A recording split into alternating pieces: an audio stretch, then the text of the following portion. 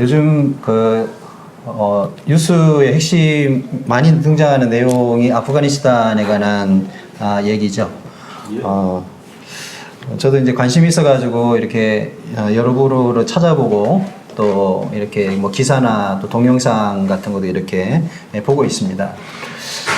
그 안의 핵심은 이제 우리가 뭐 많이 듣는 탈레반이라고 하는 그게 학생이라는 뜻을 갖고 있다 그러더라고요. 그러니까 수니파, 이슬람의 큰 종파가 이제 수니파하고 시아파로 이렇게 나누어지잖아요.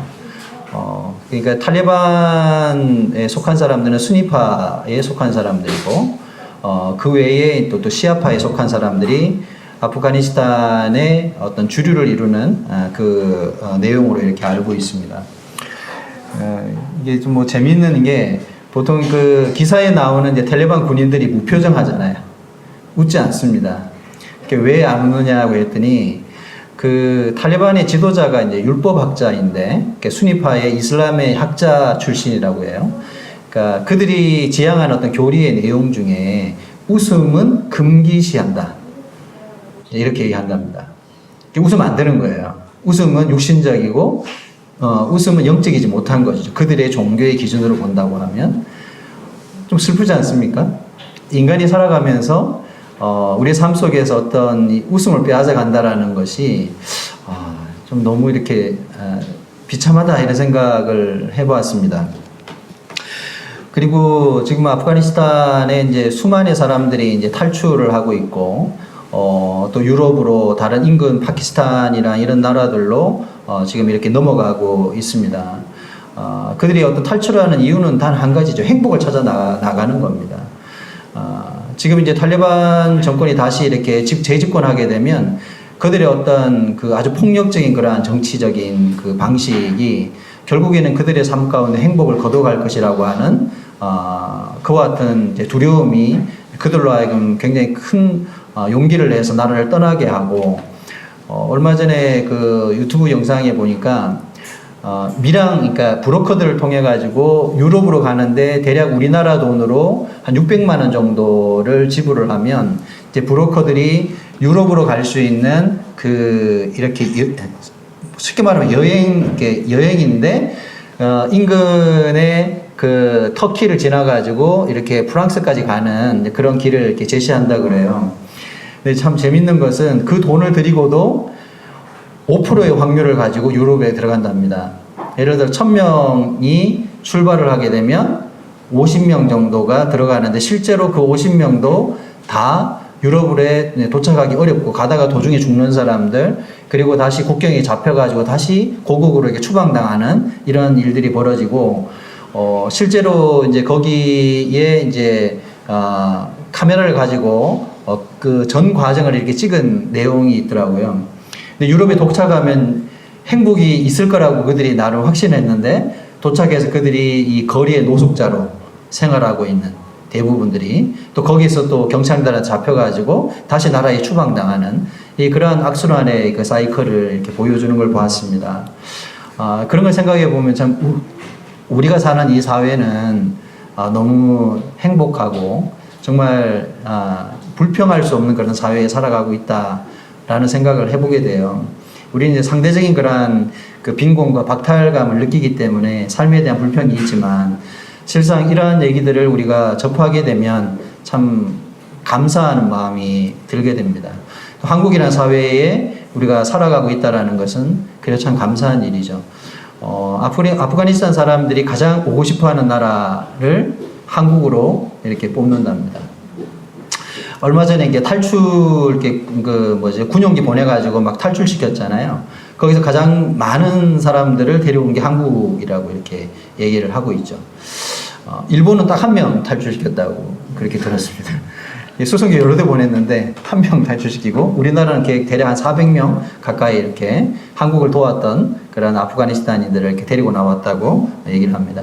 우리가 지금 계시록 공부를 하고 있고 이제 계속 계시록을 하다 보니까 조금 이렇게 잊게 되는 내용들 중에 하나가 뭐냐면 하나님께서 요한을 통해서 계시록을 기록하신 목적이 뭐였냐?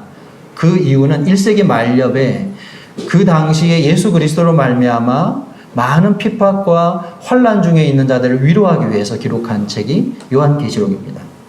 우리가 지금 환난기에 대한 내용을 이렇게 들어가서 이제 접하고 있죠. 이런 내용들을 보여주는 이유가 그들이 현세에서 당했던 믿음이라는 이유 때문에 당했던 많은 이 모진 고통과 아픔들이 먼 후에 일어나게 될 이런 일들을 보여줌으로 인해서 결국에는 우리는 이와 같은 세상의 소망이 아니라 결국에 주님이 약속하신 나라에 대한 분명한 소망이 있다고 하는 것을 그들을 확신시켜주고, 그리고 예수 그리스도 안에 밖에 있는 자들이 맞이하게 될 그 엄청난 불행의 역사를 보여줌으로 인해서 우리가 상대적인 그런 위로를 받게 하는 것이 요한계시록의 기록의 목적이라고 하는 것입니다. 그래서 제가 처음에 서론에 아프가니스탄에 관한 얘기를 언급한 것처럼 우리가 여러 가지 어떤 환경적인 문제, 또 내가 처해 있는 여러 가지 어려운 문제로 인해서 불평할 수 있습니다. 하지만 우리가 더 나쁜 상황들을 바라보게 되면 지금 내가 겪고 있는 일들이 조금은 위안이 되고 위로가 될 수 있다는 것이죠.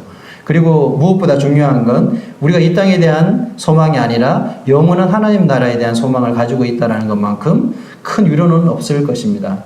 그래서 마지막 새 예루살렘이 우리에게 약속되어 있다. 지금은 우리가 잠시 이러한 환난에 경한 것을 당하지만 주님이 약속하신 그 나라가 우리 가운데 분명히 이루어질 것을 하나님 약속하고 있다는 것입니다. 거짓말할 수 없는 그분께서 맹세로 약속하신 것이다. 자, 우리가 이제 지난 시간에 계시록 6장까지를 다뤘습니다.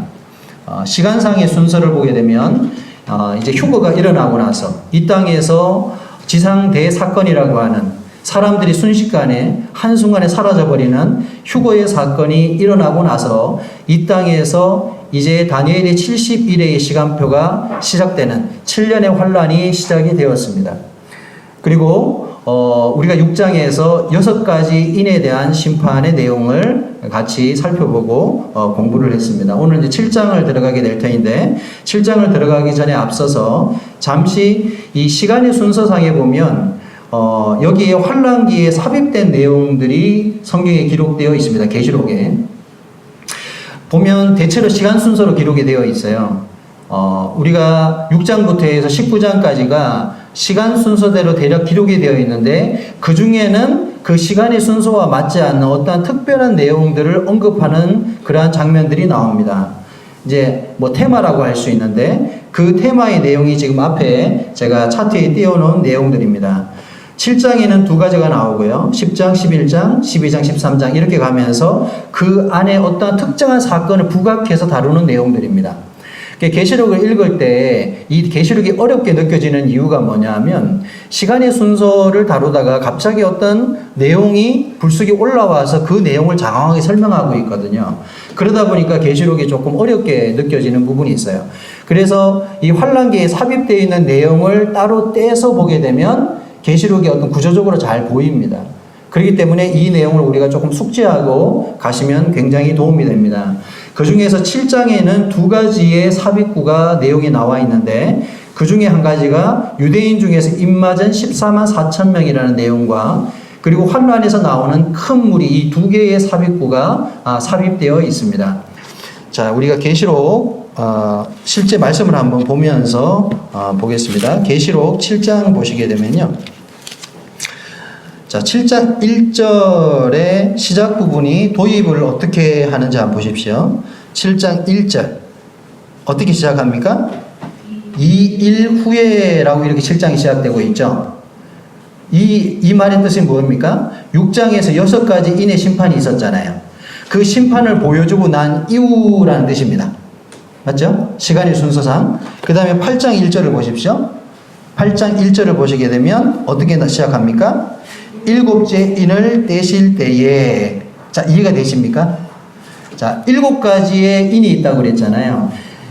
인의 심판과 나팔의 심판과 대접의 심판은 7가지로 되어 있는데 4-3의 구조로 되어 있고, 그리고 여기에서 6장에서 6가지 인에 대한 심판을 설명하고 잠시 삽입구의 테마를 넣어놨어요. 7장에서. 그리고 8장에서 다시 7번째 인을 설명하는 내용으로 나오고 있습니다.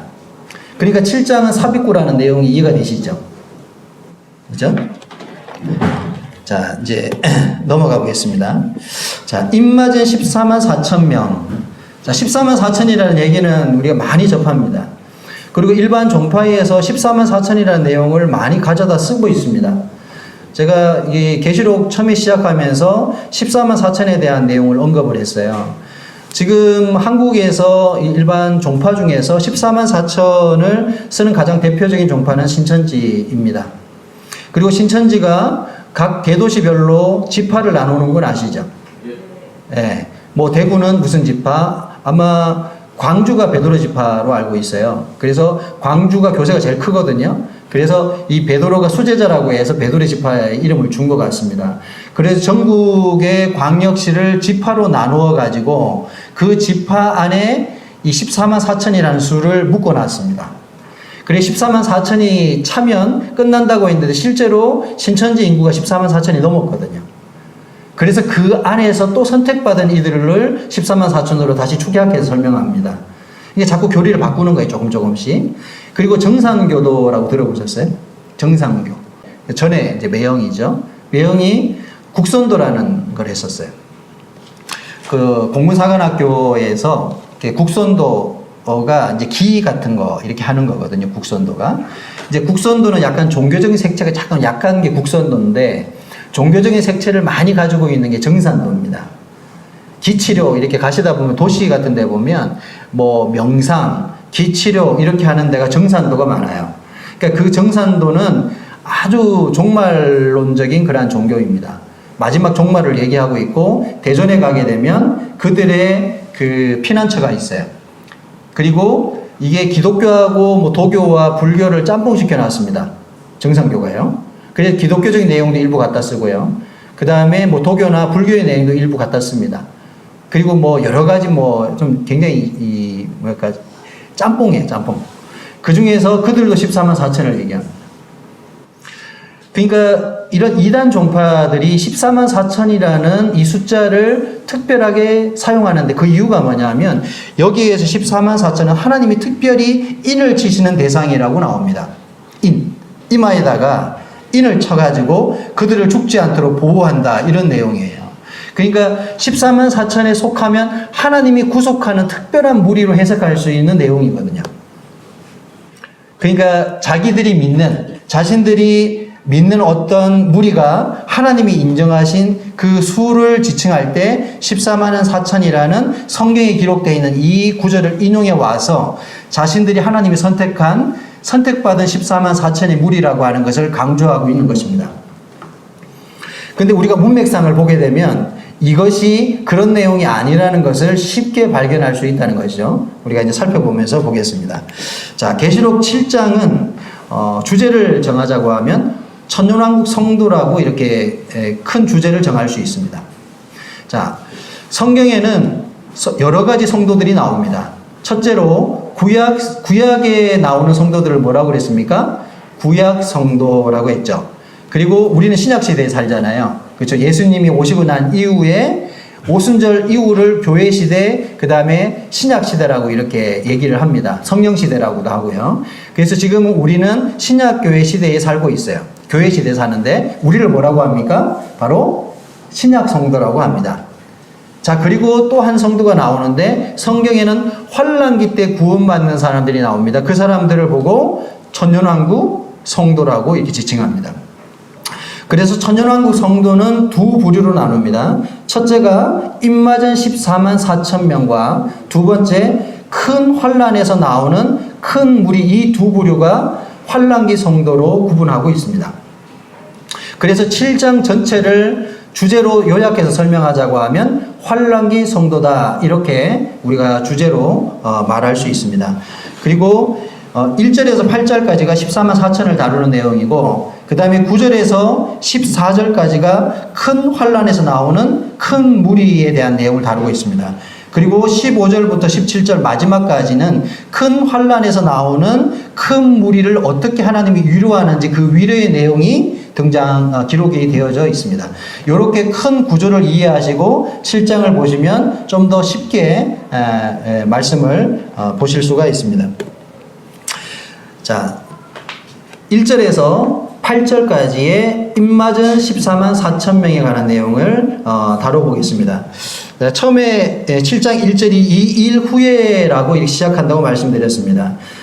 이것은 여섯째 인을 뗀 후라고 하는 뜻을 제가 설명을 드렸죠.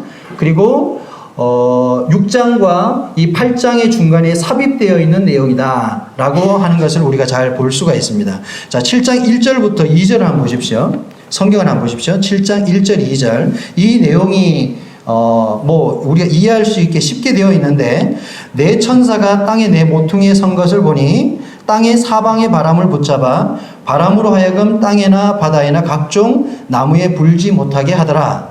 또 봄에 다른 천사가 살아계신 하나님 인을 가지고 해 돋는 데부터 올라와서 땅과 바다를 해롭게 할 권사를 받은 네 천사를 향하여 큰 소리로 외쳐. 이렇게 되어 있습니다. 자, 세상에 뭐가 시작되었냐면 환란이 시작이 되었어요. 맞죠? 6장에서 환란이 시작이 되었잖아요. 그래서 땅의 네 모퉁이에서 바람이 불어요. 이 바람은 뭘 의미하냐 하면 재앙을 의미합니다. 땅의 온 사방에서 천사들이 네 천사가 서가지고 이제 재앙을 일으키고 있는 거예요. 이 땅에 환란을 일으키고 있는데, 갑자기 해 돋는 데서부터, 이게 동쪽이죠. 해 돋는 데부터 한 다른 천사가 올라와서 뭘 합니까? 바람을 멈추게 하고 있습니다. 다시 말해서 환란을 잠시 멈추게 하는 내용입니다. 이해가 되셨죠? 네. 환란이 시작이 되는데, 그 환란이 시작이 되는 내용을 이제 잠시 멈추어라 라고 하는 내용이라고 이해하시면 돼요. 왜 멈추냐 하면 어떤 일을 진행하기 위해서 잠시 환란을 주님께서 멈추고 계십니다. 그 이후의 내용이 바로 3절부터 나오는 내용이에요. 3절에 보시면 이르되 우리 하나님의 종들의 이마에 인치기까지, 이것을 하기 위해서 잠시 바람을 붙들고 계시는 것입니다. 맞죠? 네. 땅이나 바다나 나무를 해하지 말라 하면서, 자, 하나님께서 하나님의 종들의 이마에다가 인을 칠 목적으로 잠시 환란을 잠시 멈추어 놨습니다. 자, 이 시점은 환란기 초반에 이루어지는 내용이라고 우리가 이해할 수가 있어요. 7년 환란에서 초반에 나오는 내용입니다. 자, 그래서 4절의 내용이 중요한데 4절 한번 같이 한번 읽어보겠습니다. 시작. 내가 인침을 받은 자의 수를 들으니 이스라엘 자손의 각 지파 중에서 인침을 받은 자들이 14만 4천이니. 자, 여기서 명확하게 인치는 대상이 나오고 인치는 대상의 수가 나오죠. 그렇죠? 인치는 대상은 누구라고 나옵니까? 자, 이스라엘 자손이라고 나옵니다. 그리고 각 지파 중에서, 이스라엘의 지파가 12지파로 되어 있잖아요. 그래서 이스라엘의 12지파를 중에서 14만 4천에게 무엇을 한다고요? 인을 친다.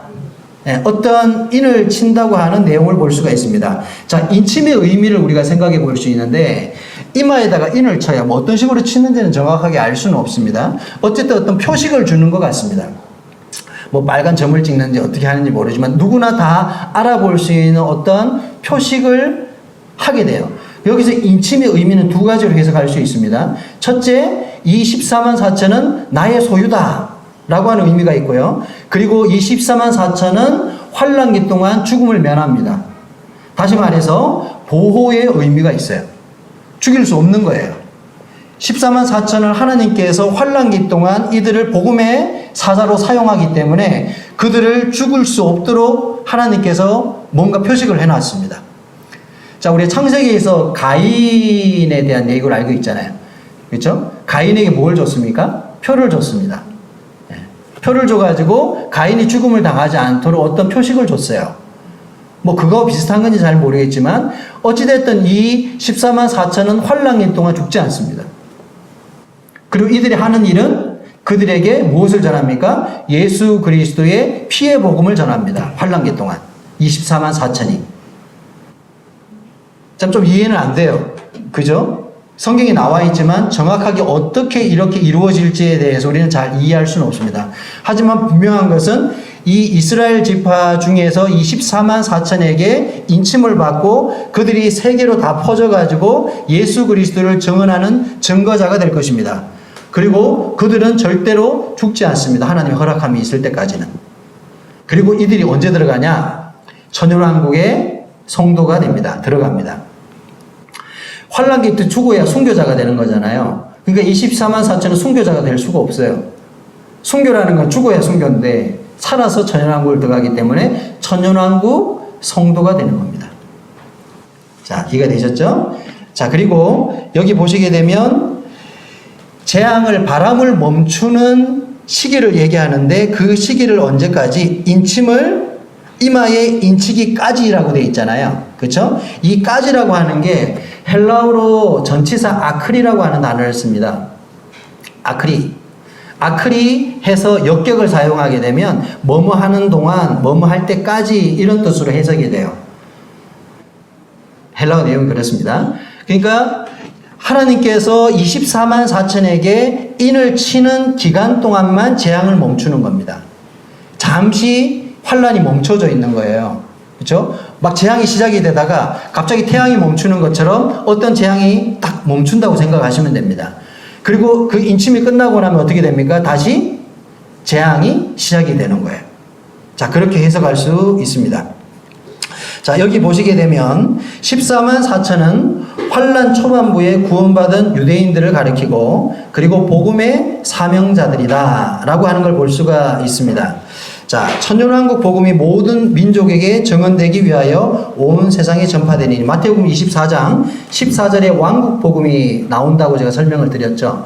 그러니까 마태복음은 유대인을 대상하는 복음서입니다. 그리고 마태복음 24장에 나오는 이 왕국 복음에서 어떤 내용이 나오냐? 모든 민족에게 정언되기 위하여 온 세상에 전파될 것이다.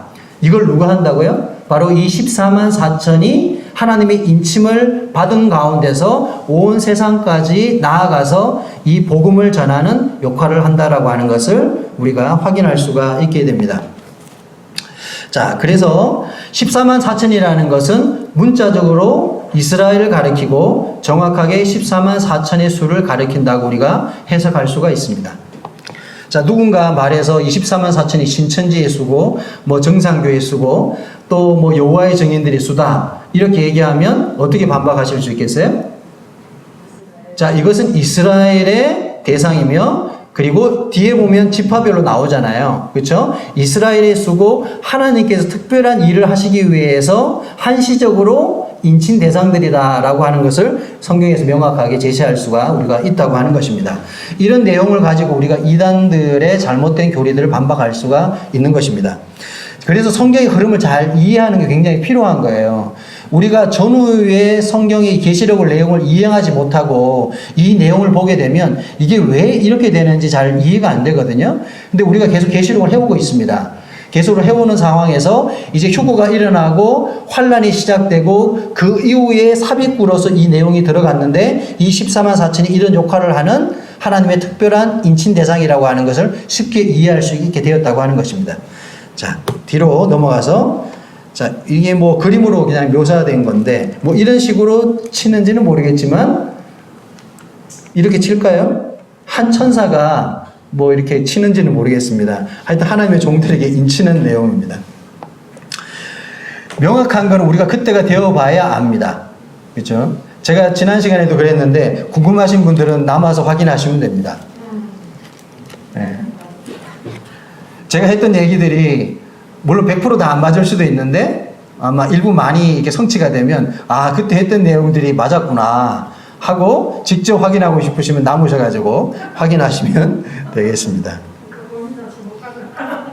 예, 뭐 이게 본인 의지대로 남을 수 있는지는 모르겠지만 어쨌든 남는 방법은 한 가지입니다. 주님 안 받아들이면 남습니다. 예, 자유의 선택이죠. 자, 환란기와 교회 시대의 인침의 비교를 제가 표로 좀 해놨습니다. 자, 우리는 신약교회 성도들이잖아요.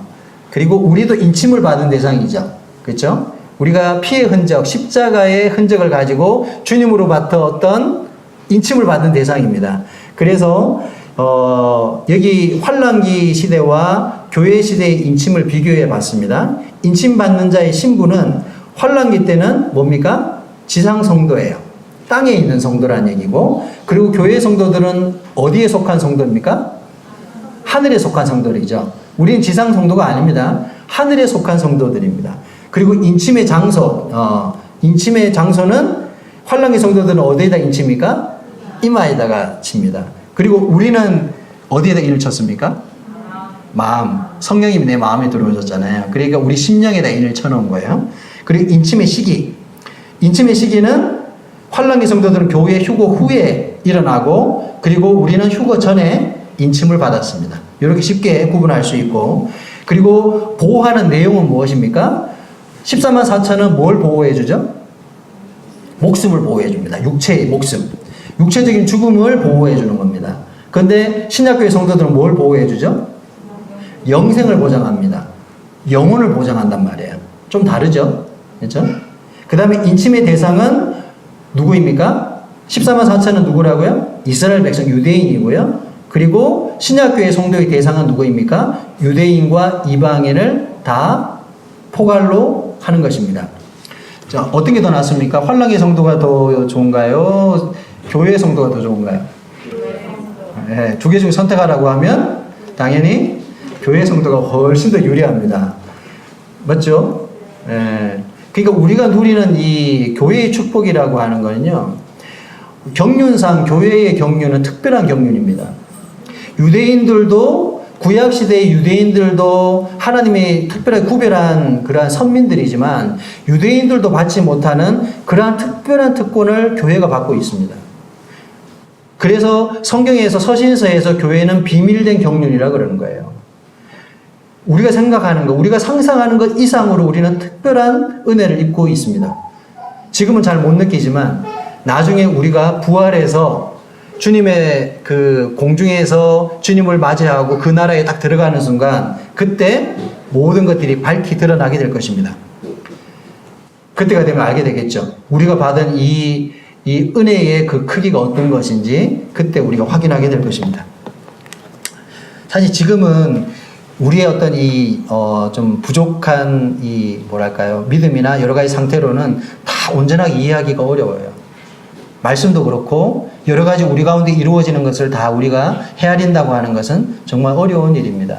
우리가 이걸 다 안다면 우리의 삶이 참 특별해지겠죠. 그렇죠?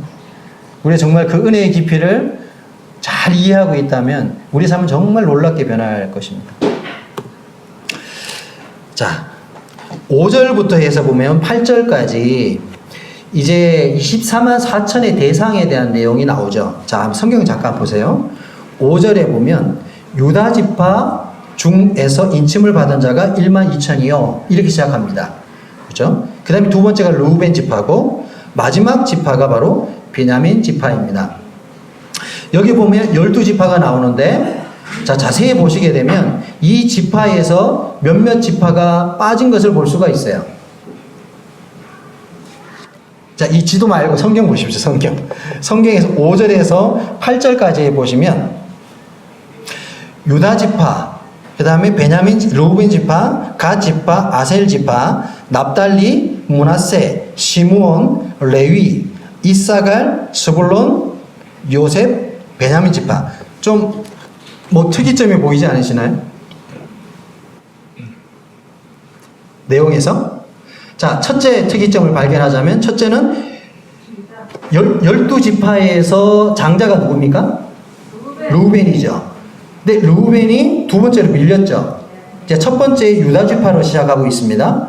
자, 유다지파를 앞쪽에 내세운 이유는 뭘까요? 메시아가 유다지파에서 나왔기 때문에 이렇게 앞에다가 내세웠을 것입니다. 그리고 또 특이한 부분이 있죠. 7절에 보시게 되면 레위지파가 등장하고 있습니다. 그 다음에 또 뭐가 등장합니까? 요셉지파가 등장해요. 자, 우리 앞에 이제 지도를 한번 보십시오. 요걸 보면서 좀 비교하시면 도움이 될 거예요. 자, 이스라엘의 12지파가 땅을 분배받은 그 내용을 아주 간략하게 설명해 놨습니다. 중간에 보시게 되면 사해로부터 갈릴리 호수까지 이렇게 요단강을 기점으로 쭉 올라가서 요단 동쪽, 요단 서쪽 이렇게 나눕니다. 요단 동편에 두 지파 반이 있습니다. 제일 위에 므낫세 반지파가 있고 그 다음에 갓 지파와 르우벤 지파가 있죠. 그리고 반대편, 요단 반대편에 보게 되면 저 위쪽에서부터 무엇이 보입니까? 단이 보입니까? 원래 위에 있는 저 단은 단의 땅이 아닙니다. 라이스라고 하는 사사기에 나오는 내용인데 원래 단 지파는 밑에 보시게 되면 유다 땅 위에 아주 귀퉁이 작은 위치로 그들이 하나님 앞에 땅을 받았어요. 맞죠? 근데 여기에서 요셉 지파가 없잖아요. 그렇죠? 요셉에게 두 아들이 있었죠. 장자가 누구입니까? 장자가 므낫세죠. 그 다음에 차자가 에브라임입니다. 근데 우리가 잘 아는 것처럼 야곱이 요셉을 축복할 때 누구에게 축복을 먼저 했습니까? 크게 했습니까? 차자인 에브라임에게 야곱이 큰 축복을 합니다. 그 장자인 므낫세보다 에브라임을 더 축복했단 말이에요. 그러니까 요셉이 섭섭하게 생각했어요. 왜 장자를 두고 차자에게 이렇게 하나님이 장자의 축복을 하십니까 아버지 이렇게 얘기하니까 나도 안다 이렇게 얘기하거든요. 알고 그렇게 하시거든요. 이게 어떤 내용하고 나중에 연결이 되냐면 우리가 히브리서를 공부해 보게 되면 나중 것이 첫 것을 대신한다는 내용이 있어요. 그래서 항상 성경을 보면 나중 것이 첫 것을 대신합니다. 모든 게 그래요. 첫째 아담과 둘째 아담이 있잖아요. 첫째 아담을 누가 대신합니까? 둘째 아담이 대신하거든요. 이런 영적인 의미가 담겨 있습니다. 그래서 항상 첫째보다 둘째가 우선하는 내용이 성경 전반의 흐름에 있습니다. 자, 이거는 뭐 나중에 기회 되면 한번 또 생각해 보도록 하고요. 어찌됐든 이렇게 12지파에게 땅을 분배할 때 여기에는 땅을 분배받지 못하는 지파가 있죠. 누가 못 받았죠? 레위 지파가 빠집니다. 왜냐하면 레위 지파는 하나님이 특별한 구별한 지파라 가지고 그 지파들은 이 12지파의 땅 안에 어떤 성을 줘가지고 목초지와 성을 줘서 그들이 거할 수 있는 특별한 장소를 따로 주었어요. 하지만 이 땅에서는 분깃을 안 줬단 말이에요. 왜? 그 분깃이 바로 하나님 자신이었기 때문에 레위 지파는 구별된 지파였습니다. 그리고 요셉 지파가 빠지고 에브라임 지파와 므낫세 지파에게 땅을 따로 나누어 주었어요. 자, 이것을 우리가 기본적으로 이해하시고 다시 14만 4천의 내용으로 가서 보겠습니다. 자, 뭐 이렇게 또 지도로 이렇게 볼 수 있습니다. 자, 입맞은 14만 4천에서 특이점은 첫째가 유다 지파로 시작한다라는 거고, 그 다음에 두 번째 특이점은 레위 지파가 여기에서 들어가 있다는 거예요. 물론 이 땅을 분배받는 내용과는 조금 다른 성격이기 때문에 그렇지만 어찌됐든 성경을 다룰 때 12지파를 얘기하면 이 땅의 분배를 얘기합니다. 근데 레위 지파가 들어가 있고 또 특별히 요셉 지파가 들어가 있어요. 그쵸? 11번에 요셉 지파가 되어 있죠. 그러면 어느 지파가 빠져 있는 겁니까? 단 지파와 에브라임 지파가 빠져 있어요. 자, 여기서 우리가 생각해 볼 수 있는 거는 에브라임 지파는 요셉 지파를 대신할 수도 있다라고 해석할 수 있죠. 왜? 요셉의 아들이 누구라고요? 에브라임과 므낫세이기 때문에 이 요셉 지파는 에브라임 지파를 대신해서 우리가 이해할 수 있는 부분도 있어요. 근데 한 가지 아주 확실한 지파는 누구냐면 단 지파가 빠져 있습니다. 얼마 전에 우리 어떤 자매님이 저한테 그러더라고요. 예전에 모 교회에서 적그리스도가 단 지파에서 나온다 라는 얘기가 있었다고 합니다. 자, 그 근거로서 쓰는 내용이 이 내용인 것 같아요. 그러니까 14만 4천 중에서 특별히 단 지파가 빠져 있다. 그래서 이 단 지파 안에서 어떤 나쁜 기운이 나올 것이다 라고 해석할 수 있는 여지가 있습니다. 이거에 또 근거가 되는 내용이 뭐냐 하면 창세기 48장에 보면 야곱이 단에 대해서 어떻게 설명하냐면 단을 독사로 얘기합니다. 독사. 그죠? 아주 부정적인 얘기를 해놨어요. 야곱의 축복이 아니라 저주죠, 저주. 그게 창세기 48장이 나옵니다. 그러니까 단지파는 너는 독사다 이렇게 얘기를 했어요. 내가 들으면 굉장히 기분 나쁠 것 같은데 어쨌든 그런 내용이 있습니다. 근데 이것은 우리가 뭐 이게 분별이고 어떤 견해입니다. 그러니까 뭐 단지파의 적그리스도가 나온다라고 이걸 팩트처럼 얘기하면 이거 거짓말이 될 수가 있어요. 안 나오면 어떡할 거면, 그죠? 뭐 그럴 수도 있겠지만 아닐 가능성이 저는 더 크다고 이렇게 생각이 들어집니다. 자, 제가 아까 처음에 지도를 얘기하면서 저 위에 단이 있다 그랬잖아요. 자, 이 단을 라기스 땅이라고 하나요? 그 라기스 땅인데 원래 단 지파 땅이 아니었습니다. 그러니까 여기 유다 지파 위에 보면 단의 땅이 하나님이 허락해 줬거든요. 근데 이 단의 땅이 자기들 보기에 별로 마음에 안 들었던 것 같아요. 그리고 거기에 있던 이 가나안의 족속들을 아마 잘 못 몰아낸 것 같습니다. 그래서 자신들이 거처할 땅을 새롭게 찾아 나서는 내용이 사사기에 등장하는 거거든요. 그러면서 올라가면서 여러 가지 어떤 그 일화를 다루는 내용이 있습니다. 그러다 가다 보니까 어디까지 올라갔냐면 저 위에 지금 단이라고 되어 있는 저기까지 가서 그 땅을 정복하게 되는 거예요. 그래서 이것을 어떤 사람들은 확장으로 해석하시는 분이 있어요. 확장. 지경을 확장했다. 이렇게 해석하는 분이 있어요. 또 어떤 분들은 어떻게 해석하냐면 하나님이 주신 땅을 만족하지 못하고 다른 땅을 찾아 나섰다. 이것은 결국은 부정적인 의미로 해석하는 경우들도 있습니다. 여러분들은 어떻습니까? 좀 긍정적인 것 같아요? 아니면 부정적인 것 같아요? 네. 이스라엘 사람들은 자신의 땅을 영원한 땅으로 생각합니다. 그래서 예전에 얘기했잖아요. 희년이 되면 50년마다 그들은 모든 소유를 원상복귀시킨다 그랬잖아요. 그러니까 땅을 팔아도 50년이 되면, 희년이 되면 조건 없이 모든 땅을 다 회복시켜야 됩니다. 이게 이스라엘 율법이고 법이에요. 어찌됐든 이들은 이 단이라고 하는, 그래서 여기 위에 있는 이 단에 보면 단이라는 지명이 나와요. 그래서 이스라엘을 얘기할 때 부엘세바에서 단까지라는 표현을 하면 이스라엘 밑에서 끝까지를 얘기하는 거거든요. 그 바로 단이 여기 단입니다. 근데 이 단은 원래 하나님으로부터 받은 땅이 아닙니다. 그리고 그 구약에 보게 되면 북이스라엘이 그들이 예루살렘으로 가서 하나님 앞에 예배 드리지 못하기 위해서 북쪽 땅에다가 두 군데의 이 예루살렘에 비슷한 성전과 장소를 두 군데 만들었잖아요. 그 두 군데 장소가 어디입니까?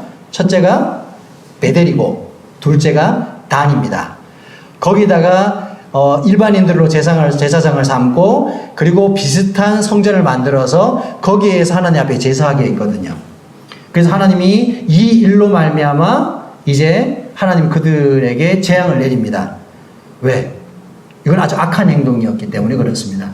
그래서 혹자들은 단을 뺀 이유가 단이 어떤 우상숭배의 중심이고 단이 우상숭배의 어떤 핵심이었기 때문에 단 지파가 이 14만 4천의 수에서 빠졌을 것이라고 그런 견해를 얘기하고 있습니다.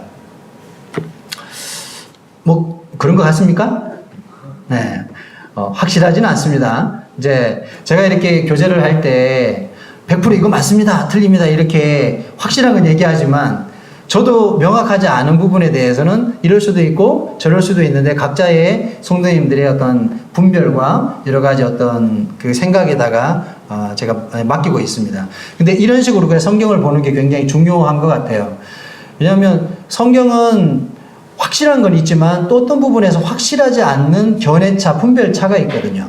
근데 이걸 가지고 우리가 교리화하고 뭔가 절대적인 것처럼 얘기하다 보면 어떤 문제가 생기냐 하면 갈려지는 거예요. 교회의 여러 가지 분파와 분열이 생기는 것은 분별의 차이를 진리로 해석하기 때문에 생겨나는 문제들입니다. 사실 이제 우리가 섬기는 이런 교회 안에서도 이런 소소한 분별의 문제 때문에 여러 가지 입장차가 나누고 다툼이 생기는 경우가 많이 있잖아요. 사실 이런 부분들을 우리가 조심하고 교회가 건전하고 또 건강한 교회가 되려고 하면 다양한 분별들이 공존하면서 그러한 견해들이 서로 완충작용을 할 수 있는 그러한 교회가 되었을 때 교회는 굉장히 건강한 모습으로 갈 수 있다라고 생각이 들어집니다. 이 다양성을 인정할 수 있는 거죠. 근본 교리를 가지고 그렇게 얘기하면 큰일 나죠. 하지만 분별과 견해 차이에서는 상대의 어떤 분별을 우리가 존중해주는 자세는 굉장히 필요하다 이렇게 생각이 들어집니다. 지금 시간 8시 43분입니다. 여기까지만 하겠습니다. 네, 감사합니다.